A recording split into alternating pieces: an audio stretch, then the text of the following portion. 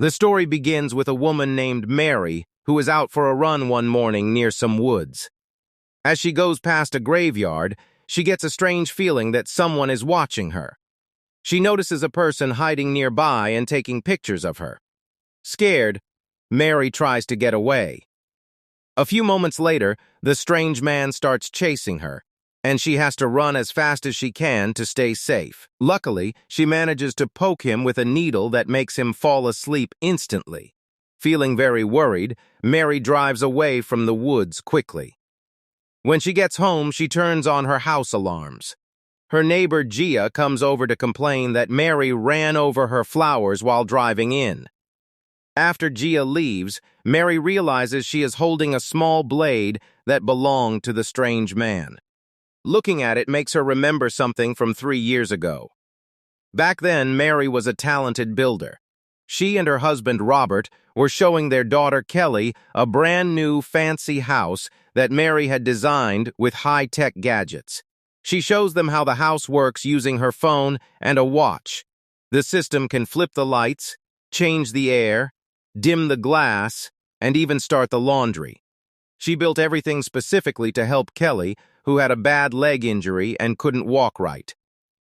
Moving back to the present, Mary goes into a room filled with screens to watch her cameras. Meanwhile, in the garage, the strange man wakes up and crawls out of the back of the car. It turns out Mary brought him home on purpose. This is where her plan begins. This is the story of Hard Home. The man walks into the basement and sees he is surrounded by photos and papers about violent crimes. Mary plays a news clip about several women who were killed. They all looked the same, with brown hair and similar faces. The news says the police found the first body in 2015 near a cabin. The killer burned the victims and kept their tongues in a jar. The killer would move to a new area after every 3 murders. The police drew a picture of the suspect and called him Diablo, which is the Spanish word for the devil. As the man looks at the camera, Mary compares his face to a picture she has. She is sure he is the devil she was looking for. She opens a locked room with photos of 3 victims kept in a cage. A video explains how these women had their tongues removed and were kept locked up until they passed away. When the man sees a necklace nearby, he remembers his own mother, who was very mean and called him a monster. Realizing the jewelry was hers, he puts it on. Mary plays a video of a victim's family hoping for justice. Then, she hits him with a powerful electric shock to knock him out. She looks at a photo of her daughter on a small shelf. She remembers giving Kelly a new car for her birthday and hiring the best doctors to fix her leg so she could walk again.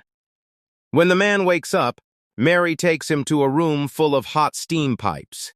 She plays a video about a woman named Darlene who escaped the killer after being drugged. Mary turns up the heat in the room to make the man feel the same pain. Darlene had been blinded by the drugs and was burned by the hot pipes while trying to escape. Mary shows more photos of women who died the same way. Even after seeing this, the man doesn't feel bad. He just teases Mary. Angry, Mary starts a fire. The man hides under a table to stay safe. Mary looks at her daughter's picture again and remembers when Kelly finally got better and could walk. One day, Kelly wanted to go to the park alone. That was the day she died. She was found burned and hurt just like the other victims. After years of looking for answers, a police friend named Selena finds info from a cabin that belonged to the killer. Selena shares everything with Mary. Mary finds a paper about chemicals and asks to take it. She learns the chemicals make a drug that stops people from moving. She buys the stuff and tests it on herself to see how long it lasts. She does this so many times that her body gets used to it, and she starts waking up much faster than most people. Meanwhile, the man is trapped in the dark and tries to climb out. He breaks the camera and turns off the fire system. He tries to crawl through a vent but gets stuck. Mary goes to give him another shot to make him freeze, but he acts like he is hurt and then attacks her. Mary runs away, but he catches her and stabs her with her own drug. As he gets ready to hurt her, she plays a video to distract him and stabs him back with a second needle.